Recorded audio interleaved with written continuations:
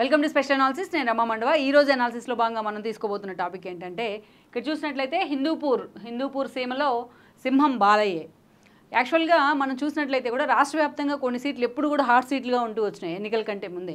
ఈరోజు ఏపీ ఎన్నికల్లో టీడీపీ కూటమి ఒక ప్రభంజనాన్ని అయితే సృష్టించింది. అది ప్రభంజనం కూడా కాదు, ఒక సునామీ అని అనుకోవాలి. అంతకన్నా పెద్ద పదాలు అయితే వాడుతూ ఉన్నారు టీడీపీ నేతలు ఈ రోజున. బట్ అదే స్థాయిలో వైసీపీ కూడా ఓటమికి పరిమితం అవుతున్న సిచ్యువేషన్ అయితే ఉంది. అసలు ఆఖరకు ప్రతిపక్ష హోదా కూడా వైసీపీకి దక్కని పరిస్థితులు అయితే కనిపిస్తున్నాయి. ఇదే దేవుడి స్క్రిప్ట్ అంటూ కూడా విమర్శలు కూడా వస్తున్నాయి వైసీపీ మీద.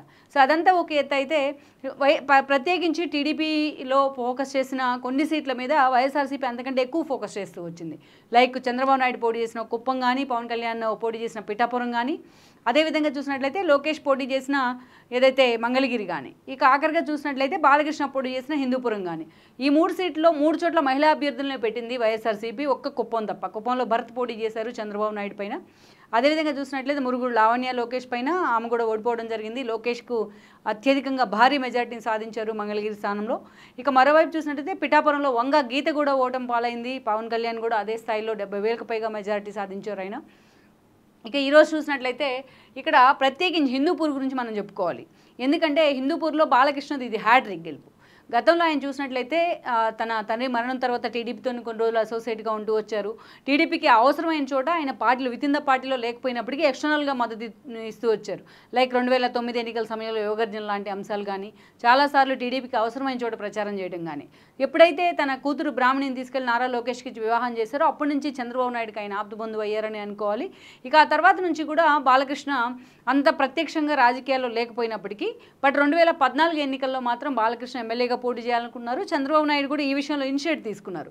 ఈ క్రమంలోనే 2014 ఎన్నికల్లో బాలకృష్ణ హిందూపూర్ నుంచి పోటీ చేయడం జరిగింది, అసెంబ్లీ నుంచి. అక్కడ అప్పటికే అబ్దుల్ గనీ లాంటి వాళ్ళు ఎమ్మెల్యేలుగా ఉన్నారు. వాళ్ళని కన్విన్స్ చేసి మరీ చంద్రబాబు నాయుడు బాలకృష్ణకు ఆ సీట్ కేటాయించారు. 2014 ఎన్నికల్లో నవీన్ నిశ్చల్ వైఎస్ఆర్సీపీ నుంచి పోటీ చేశారు. ఆయన ఓడించి మరీ బాలకృష్ణ ఎమ్మెల్యే కావడం జరిగింది.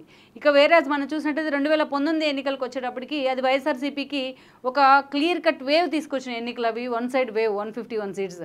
అలాంటి ఒక టఫ్ టైంలో టీడీపీకి ఒక టఫ్ టైం ఎదురైంది. అలాంటి సిచ్యువేషన్లో కూడా బాలకృష్ణ హిందూపూర్ నుంచే పోటీ చేస్తున్నారు 2019 ఎన్నికల్లో. అప్పుడు ఆయనకు ప్రత్యర్థిగా మాజీ ఐపీఎస్ ఆఫీసర్, ఇంటెలిజెన్స్ ఐజీగా కూడా చేస్తారు ఇక్బాల్ ఉన్నారు. ఇక్బాల్ లాంటి వాళ్ళు పోటీ చేసినప్పటికీ ఆయన్ని ఓడించి మరీ బాలకృష్ణ ఎన్నికల్లో గెలవడం జరిగింది. టీడీపీకి ఒక ప్రతికూల పరిస్థితి ఆ ఎన్నికల్లో రాయలసీమలో ఓ చంద్రబాబు, ఓ పయ్యావుల కేశవ్ తర్వాత బాలకృష్ణ కూడా అదే స్థాయిలో విజయం సాధించారు. ఇక ఈసారి మాత్రం బాలకృష్ణకి ఇంకా సవాళ్లు ఎదురయ్యాయి హిందూపూర్లో. ఎందుకంటే అనంతపురం జిల్లాకి ఇన్ఛార్జి మంత్రిగా పెద్దిరెడ్డి రామచంద్రారెడ్డి ఉన్నారు. సో పెద్దిరెడ్డి రామచంద్రారెడ్డి అదే స్థాయిలో అక్కడ ఫోకస్ పెట్టున్నారు. మెజారిటీ సీట్లు ఆయనకు కావాల్సిన వాళ్ళకి ఇప్పించుకోవడం జరిగింది. ఈ క్రమంలోనే అక్కడ చాలామంది అనంతపురం వైసీపీలో పోటీకి ఉన్నారు అక్కడ. ఎందుకంటే ఇక్బాల్ ఆల్రెడీ ఓడిపోయిన తర్వాత జగన్మోహన్ రెడ్డి ఆయనకి ఎమ్మెల్సీ ఇచ్చున్నారు. అలాంటి ఇక్బాల్ కూడా టికెట్ రేస్లో ఉంటూ వచ్చారు. ఇటీవల ఆయన టికెట్ ఇవ్వనందుకు కారణంగా ఆయన తిరిగి టీడీపీలోకి రావడం జరిగింది, వైసీపీని వీడి. ఇక రామకృష్ణ అనే అతన్ని అక్కడ లోకల్గా వైసీపీ నాయకులే హత్య చేశారు. వాళ్ళ ఫ్యామిలీ మొత్తం ఆ టికెట్ని ఎక్స్పెక్ట్ చేస్తూ వచ్చింది. వాళ్ళ చెల్లి మధుమిత లాంటి వాళ్ళు కూడా టికెట్ కోరుతూ వచ్చారు. వాళ్ళకి జగన్మోహన్ రెడ్డి ఆ టికెట్ కేటాయించలేదు. ఇక నవీన్ నిశ్చల్ కూడా ఎప్పటి నుంచి ఈ టికెట్ రేస్లో ఉన్నారు. ఆయనకి టికెట్ కేటాయించకుండా జగన్మోహన్ రెడ్డి పక్కన పెట్టారు. కేవలం పెద్దిరెడ్డి ప్రపోజ్ చేశారన్న కారణంగానే స్థానికంగా ఉన్న వేణు వైఫ్ని తీసుకొచ్చి అక్కడ లోకల్గా వైఎస్ఆర్సీపీలో ప్రామినెంట్ పర్సన్గా ఉన్నారు ఆయన. సో వాళ్ళ వైఫ్ని తీసుకొచ్చి దీపికాను, కురుబు సామాజిక వర్గానికి చెందిన దీపికాను అక్కడ ఎమ్మెల్యే అభ్యర్థిగా లాస్ట్ మినిట్లో జగన్మోహన్ రెడ్డి అనౌన్స్ చేశారు. కేవలం పెద్దిరెడ్డి చెప్పిన కారణంగానే బీసీ సామాజిక వర్గంతో అక్కడ కమ్మ సామాజిక వర్గ అభ్యర్థి అయిన బాలకృష్ణకు చెక్ పెట్టాలని వైఎస్ఆర్సీపీ నేతలు లెక్కలు కట్టినప్పటికీ కూడా పెద్దిరెడ్డి ఆ స్థాయిలో అక్కడ పావులు గదిపినప్పటికీ ఈరోజు చూసినట్లయితే బాలకృష్ణ అక్కడ పూర్తి స్థాయిలో ఒక క్లియర్ కట్ మెజారిటీతో 31,000కు పైగా మెజారిటీతో బాలకృష్ణ అక్కడ విజయం సాధించడం జరిగింది. ఇన్ని గ్రూప్స్ ఉన్నాయి వైసీపీలో. నవీన్ నిశ్చల్లో గ్రూప్ అనుకోవచ్చు, రామకృష్ణ ఫ్యామిలీ ఒక గ్రూప్ అనుకోవచ్చు, అదేవిధంగా చూసినట్లయితే పార్టీని వీడిన ఇక్బాల్ లాంటి వాళ్ళ గ్రూప్ ఒకటి అనుకోవచ్చు. ఇంతమందిని కాదని దీపికాకి టికెట్ ఇవ్వడం. బట్ అదే స్థాయిలో బాలకృష్ణకు ఒకటి ఇండివిజువల్గా ఒక చరిష్మా. అటు సినిమాల్లోని, ఇటు షోస్లోని, ఇటు ప్రచారాల్లోని బిజీగా ఉన్నప్పటికీ కూడా బాలకృష్ణ ఎప్పుడూ తన కాన్స్టిట్యున్సీకి అవకాశం ఉన్నప్పుడల్లా వెళ్తూ వచ్చారు. అక్కడ కొన్ని స్థానికంగా కార్యక్రమాలను కూడా చేపట్టారు. తన భార్య వసుంధరని అక్కడ కార్యక్రమాల్లో కూడా ఇన్వాల్వ్ చేశారు ఆయన. సో బాలకృష్ణకు ఎలాగైనా ఈసారి దీపికా ద్వారా చెక్ పెట్టాలని జగన్మోహన్ రెడ్డి చేసిన అంచనాలు కూడా విఫలం కావడం జరిగింది. ఈ క్రమంలోనే ఈసారి బాలకృష్ణ హిందూపూర్లో కూడా ఆయన హ్యాట్రిక్ అయితే సాధ్యమైంది అనుకోవాలి. ఎలాగైనా బాలకృష్ణ హ్యాట్రిక్ చెక్ పెట్టాలని ఎన్ని ప్రయత్నాలు చేసినా జగన్మోహన్ రెడ్డి కానీ అటు పెద్దిరెడ్డి రామచంద్రారెడ్డి కానీ వాటన్నిటిని పటాపంచలు చేస్తూ ఒక భారీ మెజారిటీని బాలకృష్ణ ఈరోజు హిందూపూర్లో సాధించడం జరిగింది. సో దీపిక అక్కడ అభ్యర్థిగా నిలబడ్డారన్న అంచనాలు కూడా తారుమారైన సిచ్యువేషన్ అయితే ఉంది.